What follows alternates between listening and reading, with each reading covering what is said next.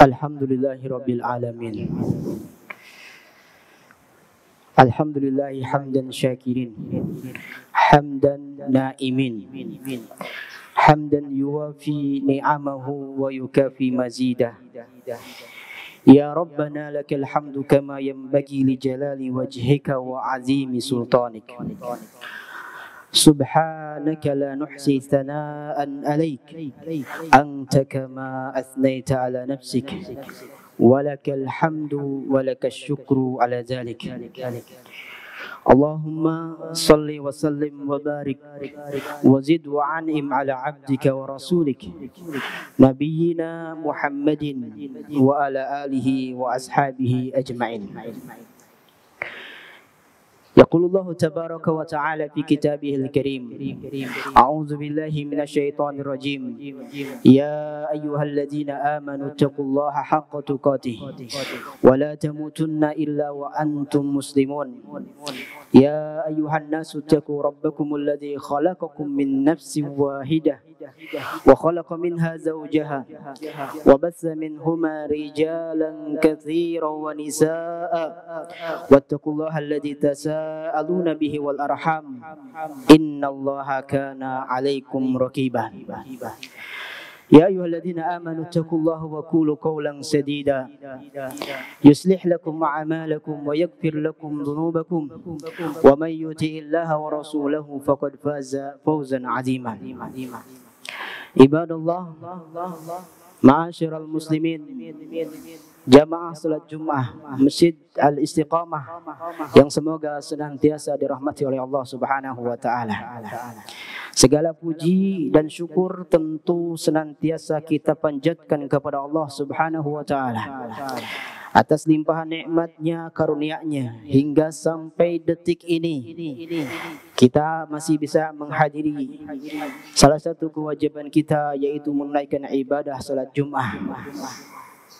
Salawat dan salam mudah-mudahan tetap tercurah kepada baginda Rasulullah SAW, kepada keluarganya, sahabatnya, serta orang-orang yang senantiasa istiqamah mengikuti jejaknya.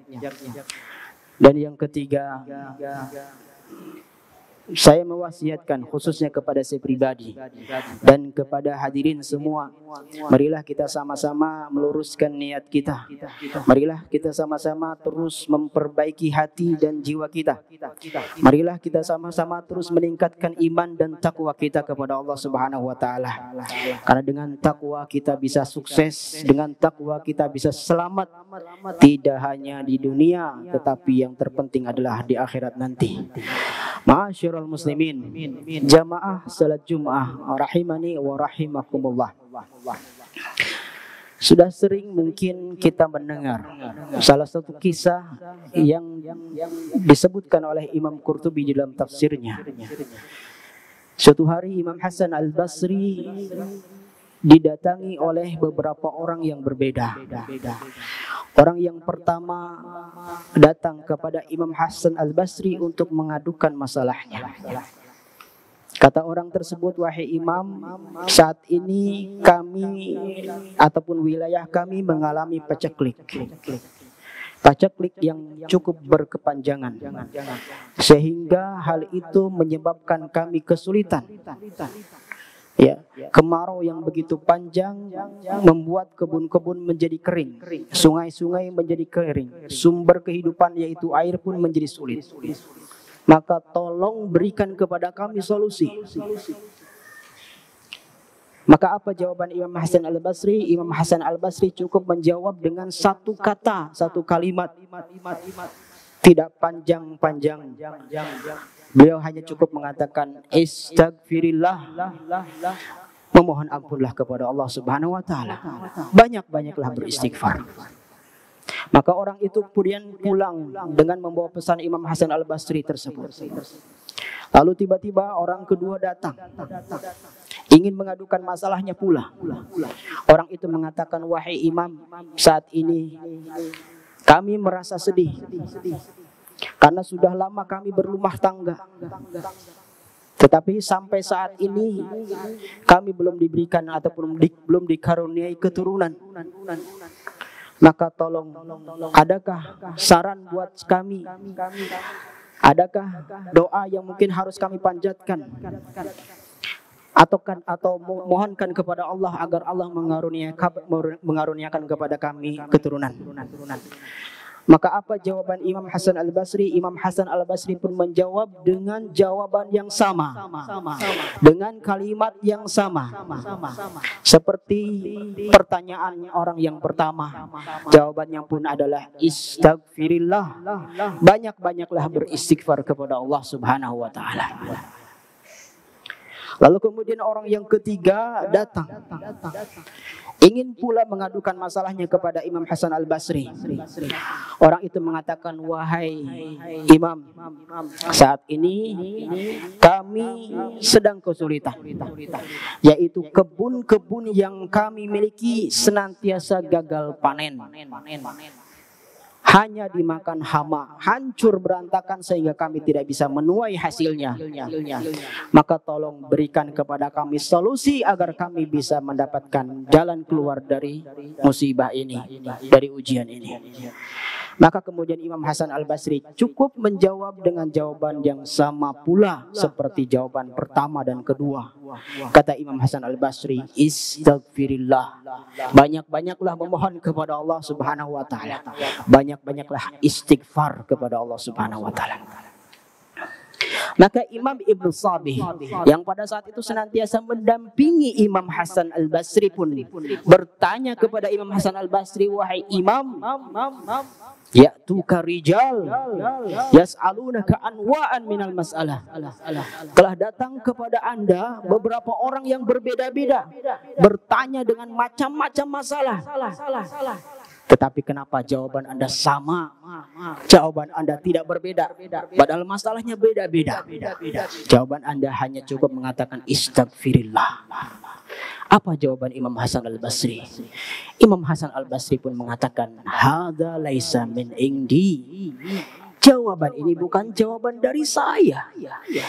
Ini adalah jawaban dari Allah Subhanahu wa taala yang sebagaimana diajarkan kepada Nabi Nuh alaihissalam. Kemudian Imam Hasan Al-Basri mengutip firman Allah Subhanahu wa taala dalam surat Nuh ayat 10 sampai 12. Faqultu astaghfiru rabbakum innahu kana ghaffara yursilis samaa'a 'alaikum midrara wa yumdidkum bi amwalin wa banin wa yaj'al lakum jannatin wa yaj'al lakum anhara.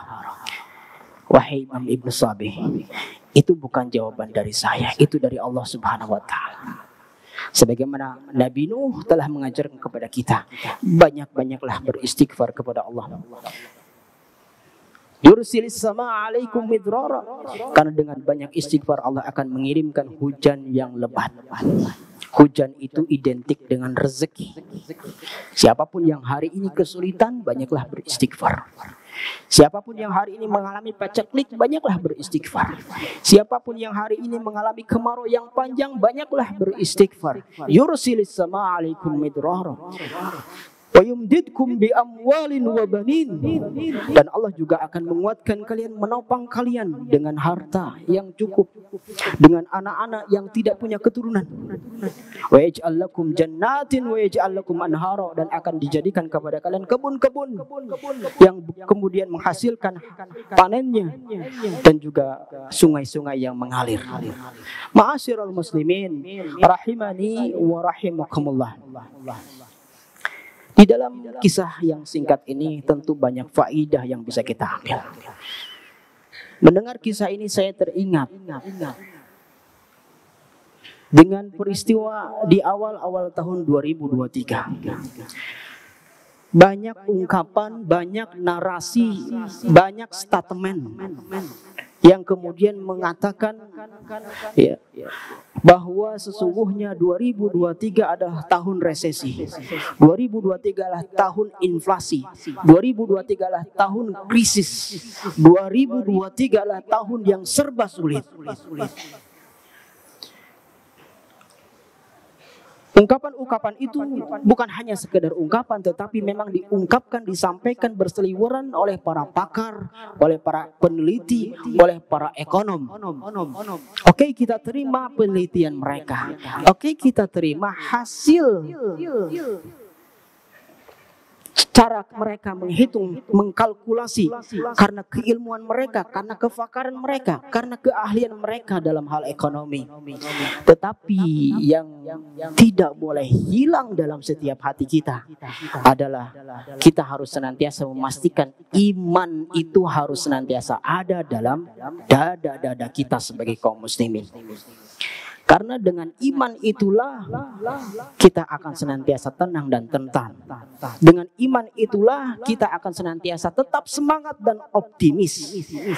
Dan dengan iman itulah kita akan terus bergerak, bertawakal, berikhtiar kepada Allah Subhanahu wa taala. Ma'asyiral muslimin rahimani wa rahimakumullah.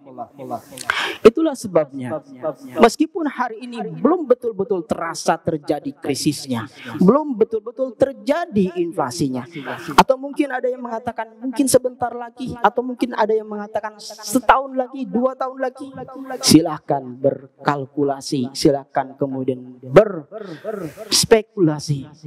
Tetapi bagi kami selaku kaum mukminin adalah kita harus terus memastikan keyakinan kita kepada Allah Subhanahu wa taala dan keimanan kita, karena sungguhnya Allah lah sebaik-baik pengatur kehidupan. Ma'asyiral muslimin rahimani wa rahimakumullah, di antara rumus dasar kehidupan yang harus kita pahami adalah memang ada dalam kehidupan kita itu ada sesuatu yang memang bisa kita kendalikan dan memang ada juga yang tidak bisa kita kendalikan.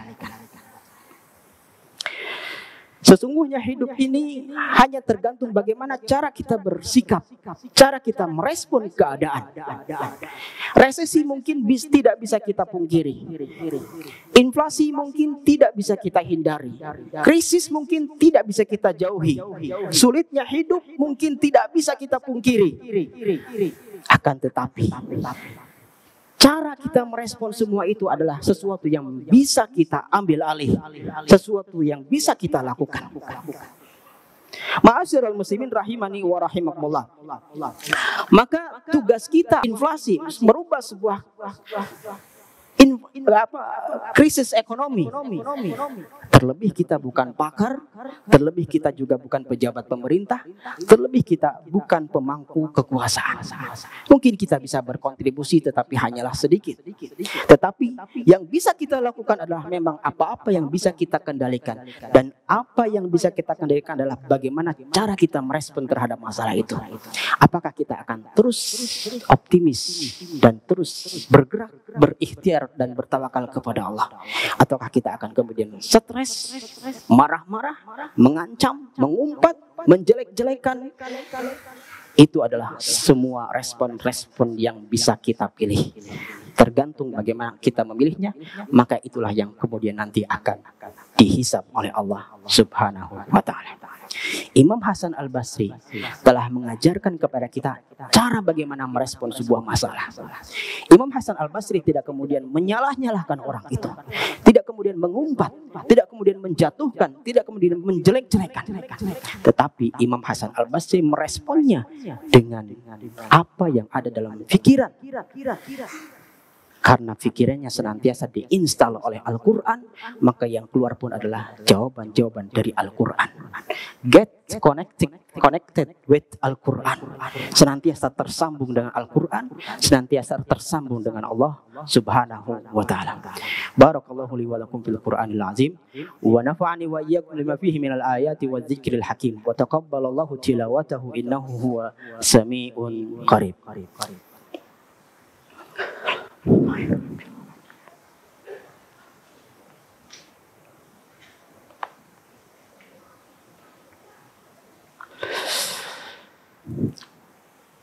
Alhamdulillahi rabbil alamin, alladzi bi ni'matihi tatimmu shalihat, khalaqa fa sawwa wa qaddara fa hada.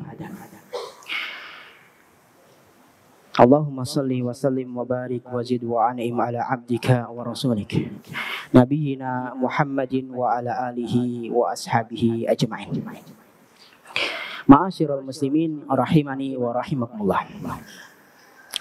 Ketika kita memahami bahwa tugas kita selaku hamba Dan di antara prinsip hamba ataupun di antara prinsip kehidupan kita adalah mengendalikan apa-apa yang memang bisa kita kendalikan, merespon apa-apa yang memang bisa kita respon. Respon itu terbagi menjadi setidaknya ada 3. Respon itu muncul dari pikiran kita dan hati kita, kemudian masuk ke dalam perasaan kita, kemudian berwujud kepada tutur kata dan ucapan serta tindakan kita. Bagaimana cara kita merespon sebuah masalah itu tergantung bagaimana cara kita berpikir dan cara kita menjernihkan hati kita. Kalau hati kita, pikiran kita senantiasa dikonsumsi atau senantiasa konsumsinya atau yang diinstal adalah ayat-ayat Al-Quran, pesan-pesan baginda Nabi Muhammad SAW, pesan-pesan para ulama, maka yang akan keluar dari respon kita, baik itu pikiran kita, hati kita, perasaan kita, ucapan dan tindakan kita adalah respon yang memang bernilaikan Al-Quran, bernilaikan pesan-pesan Nabi dan pesan-pesan para ulama. Sebaliknya, jika pikiran kita, respon kita tidak pernah diinstal dengan nasihat-nasihat para ulama, dengan nasihat-nasihat Quran, dengan pesan-pesan baginda Nabi Muhammad SAW, maka yang keluar pun akan hal-hal yang buruk, hal-hal di luar yang memang dari nilai-nilai Islam. Ma'asyiral muslimin rahimani wa rahimakumullah, Imam Hasan Al-Basri mengajarkan kepada kita bagaimana beliau merespon sebuah masalah. Karena Imam Hasan Al-Basri senantiasa terkoneksi dengan ayat-ayat Al-Quran, terkoneksi dengan firman-firman Allah, dengan pesan-pesan baginda Nabi Muhammad SAW, sehingga meresponnya pun tidak rumit. Beliau cukup dengan dalil dari Al-Quran ataupun pesan-pesan dari baginda Nabi Muhammad SAW, karena sesungguhnya di dalamnya banyak solusi yang telah Allah tawarkan. Imam Ibnu Qatadah juga mengatakan, Inna hadzal Qur'an yadullukum ala da'ukum wa dawa'ukum. Sungguhnya Al-Quran itu telah menunjukkan kepada kalian da'ukum, penyakit-penyakit kalian, sekaligus menunjukkan kepada kalian obat-obatnya. Pada'ukum az-zunub wa dawa'ukum al-istighfar. Penyakit-penyakit kalian adalah dosa-dosa kalian, dan dawa hukum serta obatnya adalah banyak-banyaklah beristighfar. Ma'asyiral muslimin rahimani wa rahimakumullah. Kemudian pelajaran yang kedua yang diajarkan oleh Imam Hasan Al-Basri juga adalah teruslah banyak istighfar bagaimanapun kondisinya dan bagaimanapun situasinya. Karena istighfar itu adalah pembersih dari dosa-dosa kita. Ibarat pelampung dalam kita berenang. Sungguhnya ketika kita mudah tenggelam dalam dosa, pelampungnya adalah istighfar. Maka marilah kita banyak-banyak bertobat kepada Allah Subhanahu wa taala, memperbaiki diri. Mudah-mudahan Ramadan yang baru saja kita lewati itu senantiasa nilai-nilainya bisa kita jaga, bisa senantiasa istiqomah di bulan-bulan selanjutnya. Innallaha wa malaikatahu yusholluna 'alan nabi ya ayyuhalladzina amanu shallu 'alaihi wa sallimu taslima. Allahumma shalli wa sallim wa barik wa zid wa an'im ala abdika wa rasulik nabiyyina Muhammadin wa ala alihi wa ashabihi ajma'in. Allahumma ighfir lil mu'minina wal mu'minat wal muslimina wal muslimat al ahya'i minhum wal amwat innaka sami'un qaribun mujibud da'wat. Allahumma la tada' lana dhanban illa ghafartah wa la hamman illa farajtah wa la daynan illa qadaitah wa la hajatan min hawaijid dunya illa yassartaha ya arhamar rahimin. Allahumma barik lana fi amwalina wa fi rizqina wa fi ta'amina wa syarabina wa fi maskanina wa malbasina wa fi hayatina kulliha. Allahumma arinal haqqa haqqa warzuqna ittiba'ah wa arinal batila batila warzuqna ijtinabah. Rabbana atina min ladunka rahmah wa hayyi lana min amrina rasyada. Rabbana atina fid dunya hasanah wa fil akhirati hasanah wa qina adzaban nar wa qina adzaban nar. Allahumma arzuqna as-sabata wal istiqamah. Wassallallahu ala nabiyyina Muhammadin wa ala alihi wa sahbihi wasallam wa aqimis salam.